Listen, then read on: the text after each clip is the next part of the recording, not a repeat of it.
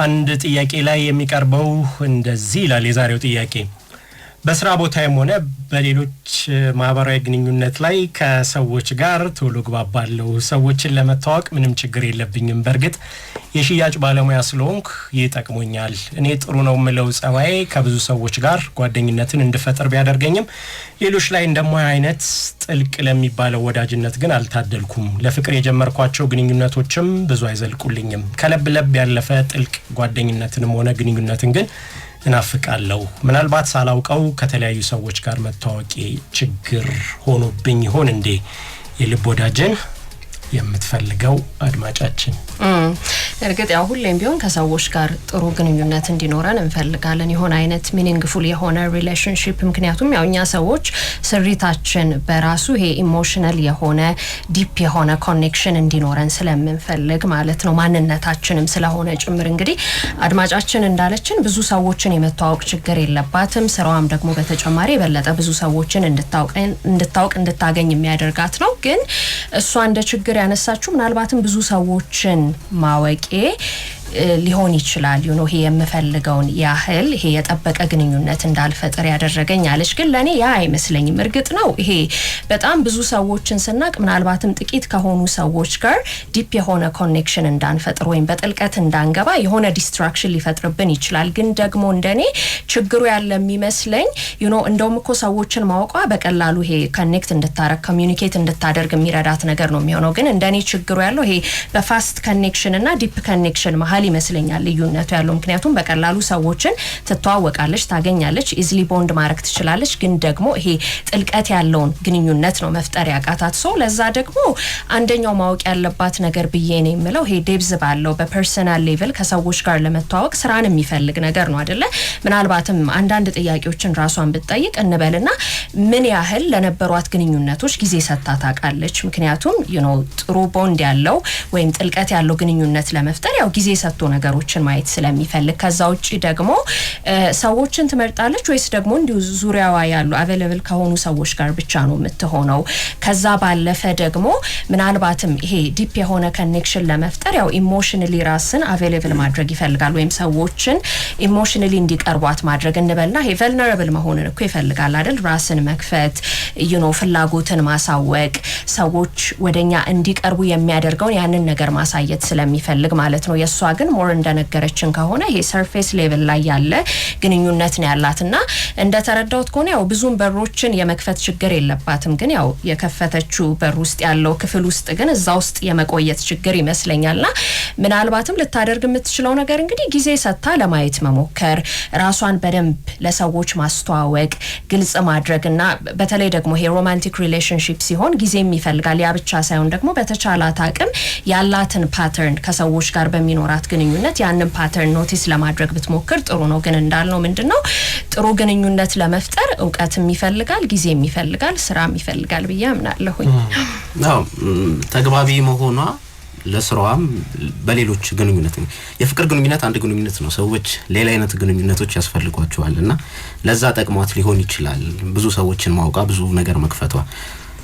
አንደኛው ትልቁንም ነገር የምትቀርፍ ይመስለኛል ሰዎች የፍቅር ግንኙነት ውስጥ መግባት ሲከብዳቸው ለዛ እንዳያደርጉት የሚያደርጋቸው ነገር ይሄ ፍርሃትን ከሰዎች ጋር ቶሎ መግባባትን አለመቻላቸው ነው እሷ እንደነገረችን ግን ከሆነ ምናልባት ይሄ ችግር ሊሆን ይችላል አይሆንም ይችላል በሷ አገላለጽ ብዙ ሰዎችን ማውቃ ከብዙ ሰዎች ጋር ግንኙነት ውስጥ ከብዙ ሰዎች ጋር ጥሩ ግንኙነት ጓደኝነትን መፍጠሯ የፍቅር ጓደኝነት እንዳትመሰረት አድርጓት ሊሆን ይችላልና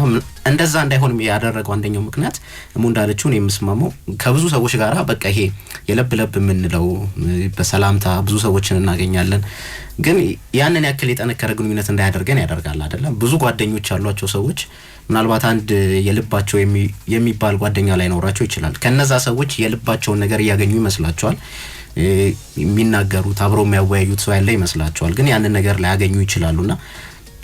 ከብዛት የበለጠ አንድ ጊዜ ጥራት ላይ ማተኮር የተሻለ ሊሆን ይችላል ማለት ሄደን ምናዋየው ሚስጥራችን የምንነግረው የተወሰነ ሰው እንዲኖር መስራቱ ጥሩ ይመስለኛል ያለበለዚያ የሁሉም ጓደኛ ለአንድ ጓደኛ ላይሆን ይችላል ሁሉንም ሰው አውቀዋለሁ የምንል ከሆነ አንዳቸው ምኛን ካላወቁን አንዳቸው ምኛን ካልተረዱን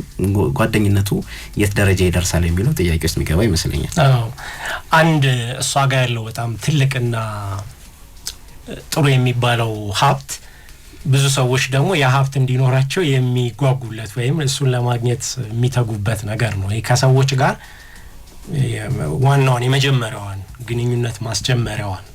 ማለት ከሰዎች ጋር ለመተዋወቅ የተለያዩ ሁኔታዎችን ማመቻቸት ያስፈልጋል አይደል? ወይ አሁን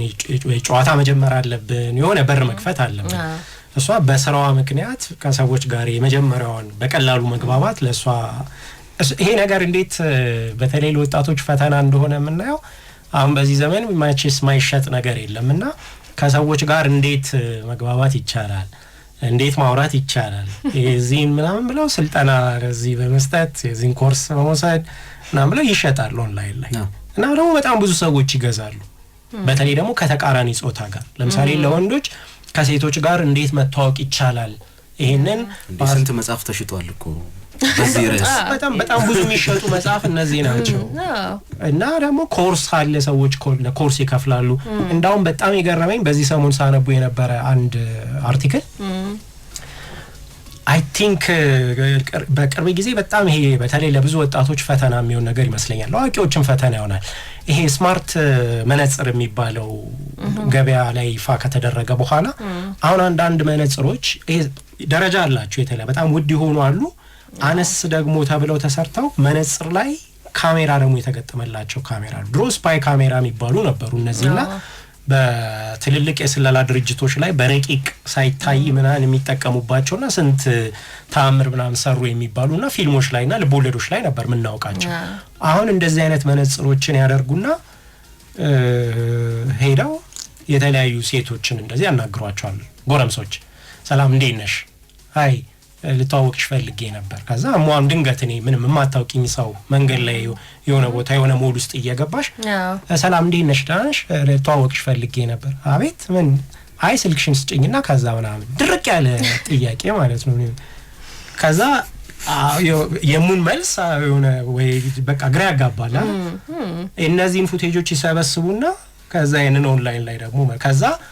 የማታውቋቸውን ሰዎችን ጭምር እንዴት በድፍረት ማናገር እንደምትችሉ እኔ ዴሞ እየሰራሁ ያሳያችኋለሁ ምናምን ይሉና ይሄንን ይሸጡታል። ከዛ ነው የሚገዛ ሰው አለ። እና አሁን ምንድነው ወደዚህ ነው ስመልሰው እንዴት ይሄ ከሰዎች ጋር መግባባት በጣም ለሚቀላቸው ሰው እነሱ እንደሚቀላቸው ለሁሉም የሚቀል ነገር አይደለም። ይሄ በጣም አሪፉ ነገር ነው። ግን ደግሞ ይሄንን እንዴት በጣም ዋጋ ወዳለው የተወሰኑ ደግሞ ሁሉም ነገር ላይ ከኔ ጋር በክፉም በደጉም ፈጥነው የሚደርሱ እኔ የምገኝላቸው ብቻ ሳይሆን እነሱም እኔ ጋር ደግሞ ሊገኙልኝ የሚችሉ አይነት ደግሞ ሰዎችን እንዴት እኔ ጋር ደግሞ አብሬ ማቆየት እችላለሁ። ኦኬ 50 ሰው ልታውቂ ትችያለሽ ወይም 10 ሰው ልታውቂ ትችያለሽ፣ ግን 2 ወይም 3 ደግሞ የኔ የምትያቸው ሰዎችን ደግሞ ከዛ ውስጥ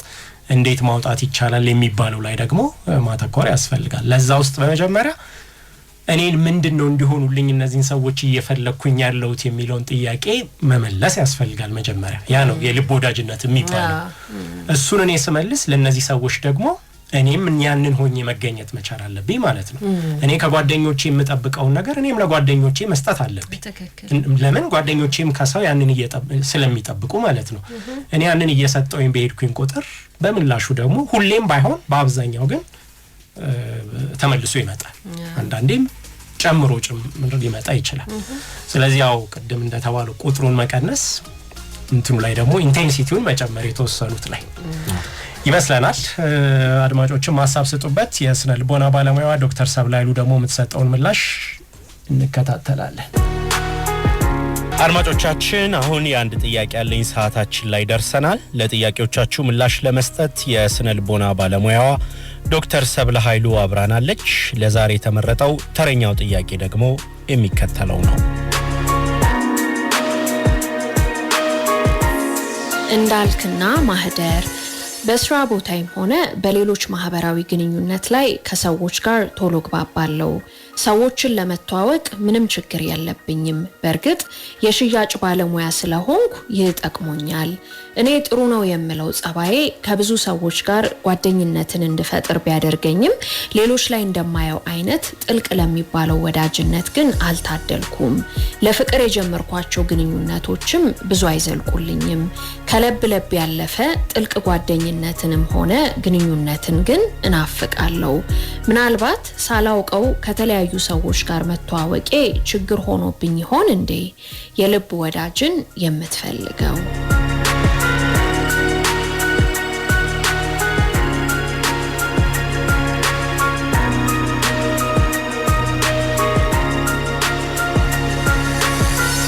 አመሰግናለሁ እንዳልክና ማህደር የልብ ወዳጅ እፈልጋለሁ ለሽ የተግባቦት ችግር የለብኝም ከሰዎች ጋር ማባለሁኝ በስራም ቦታ ስራዬም ደግሞ የሽያጭ ሰራተኛ ስለሆንኩኝ ማግባባት ብቃት አለኝ የኮሙኒኬሽን ብቃት አለኝ ስለዚህ ከሰው ጋር ለመግባባት ችግር የለብኝም ነገር ግን አንድ የቸገረኝ ነገር ቢኖር ጥልቅ የሆነ ግንኙነት እንዴት ነው መመስረት ያለብኝ የሚለውን ማወቅ ፈልጋለሁ ምክንያቱም ሁሉንም ሰው በግባባም ነገር ግን በጥልቀት ደግሞ የምፈልገው ከአንድ ሰው ጋር ያለ ግንኙነት ላይ ግን ያ ሲቸግረኝ ያለው መታወቅ መቻሌና መግባባት መቻሌ ለዚህ እየጠቀመኝ አይደለምና እስቲ እርዱኝ ያልሽን ነው በመጀመሪያ ላመሰግንሽ ወዳለሁ አንደኛው ብቃት ከሌላው ብቃት ጋር አብሮ ይሄዳል ወይ የሚለውን አስተያይተሽ ከፍላጎትሽ ጋር አነጻጽረሽ እኔ የምፈልገው ግንኙነት ያ ለስራ ሊጠቅም ይችላል ተግባብቶን ለመስራት ሊጠቅም ይችላል ተግባብቶ ከሰው ጋር ለመኖር ሊጠቅም ይችላል ነገር ግን ከዛ ደግሞ የበለጠ የሰው ልጅ ፍላጎት በጥልቀት ከሰዎች ጋር ኮኔክት ማድረግና መተዋወቅ ከዛም ደግሞ መጋራት የሚፈልገውን አይነት ህይወት ግን የለኝም ይሄ ደግሞ ክፍተት በራሴ ላይ ያለው ስለዚህ ነው ለብ ያለ ጓደኝነት ብቻ አይደለም የምፈልገው ላይውን ሆነ ብቻ አይደለም ጥልቀት ያለው ግንኙነት ያስፈልገኛል የሚለውን የሰው ልጅን ፍላጎት ይሄ ፍላጎቴ አልተሟላም ስለዚህ ምንድነው ችግር የሆነብኝ ይሄኛው ባህሪ ከሌላው ሁሉ ሰው ጋር መታወቅና መግባባት ጥልቀት ያለው ግንኙነት እንዳልመሰረት አድጎኛል ወይ የሚለው ነው እንግዲህ ጥያቄሽ በቀጥታ ወደ ጥያቄሽ ልምጣና ለግንኙነት ከሚያስፈልጉት ክህሎቶች መካከል አንደኛው መግባባት ነው ከሰው ጋር መግባባትሽ በጣም በቃ በር የሚከፍት ነገር ነው ለወዳጅነት ግን አልታደርኩም ነው ያልሽው ወዳጅ ለመሆን ግን ከመግባባት ያለፈ ነገር ደግሞ የሚጠይቀው ነገር አለ ማለት ነው የግንኙነት ክህሎት አንደኛው ከሰዎችን መረዳት ሐሳብን መግለጽ የሰዎችን ሐሳብ መረዳት ከዛም አለመፍረድ በቅድመ ሐሳብ አለመሄድ እነዚህ በተግባቦቶች ውስጥ ማወቅ ያለብን ነገሮች ለመጀመሪያ ከሰዎች ኦፕን መሆን ጥሩ አቲቲዩድ ጥሩ አመለካከት ቀና አመለካከት ለሰው ልጆች መያዝና ሰዎችን ስንግባባ ከእምነት መጀመር እንደዚህ ነገሮች በርግጥም ጥሩ ተግባቦቶች ለቀና ሪሌሽንሺፕ በር የሚከፍቱ ነገሮች ስለሆኑ ይሄ በኖሩ ትልቅ ነገር ነው ለወዳጅነት ግን አልታደልኩም ያልሽዋት ነገር ግን ላንሳትና ወዳጅነት ከዛ ያለፈ ነው ልፈልጌ ነው ወዳጅነት ጥልቀት የሆነ ግንኙነት ለመመስረት ግን ከመግባባት ያለፈ ሌላ ተጨማሪ ስራ ይፈልጋል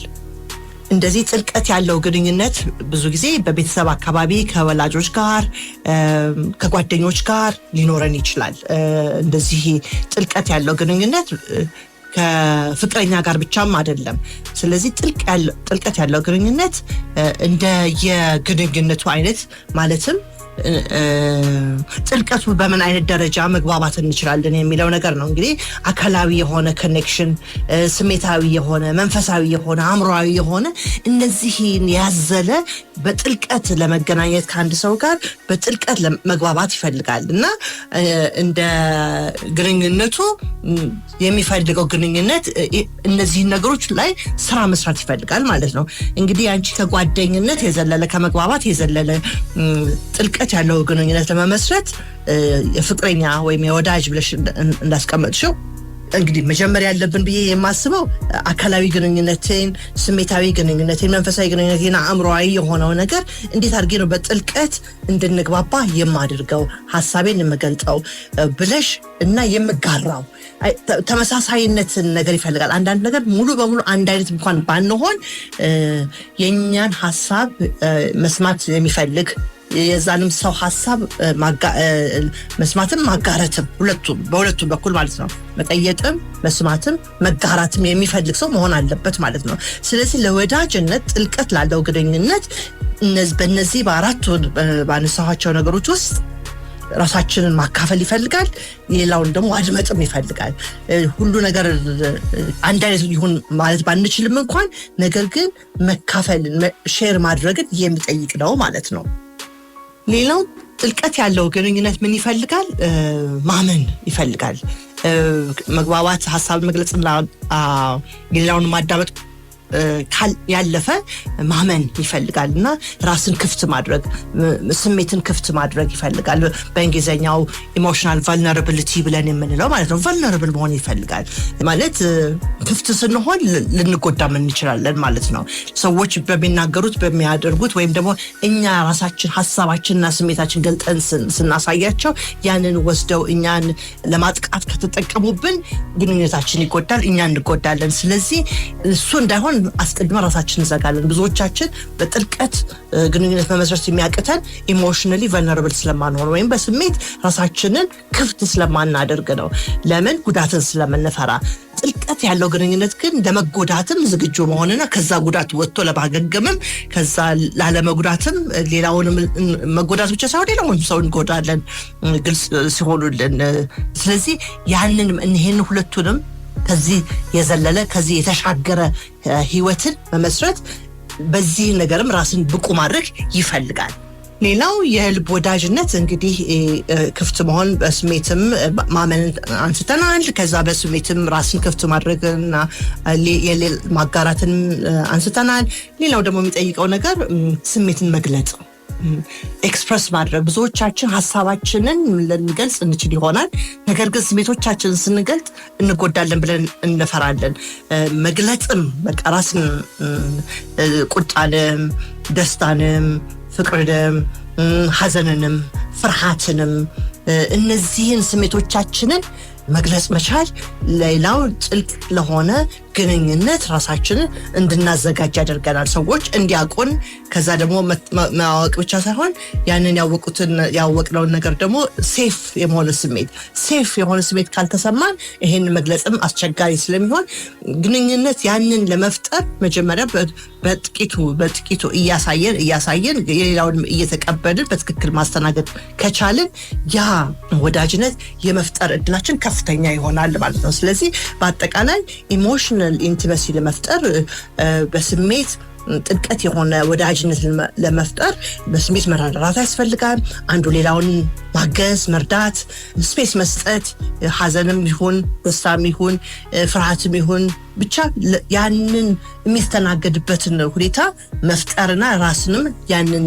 ለማድረግ ብቃትን መጨመር ይፈልጋል ማለት ነው እንግዲህ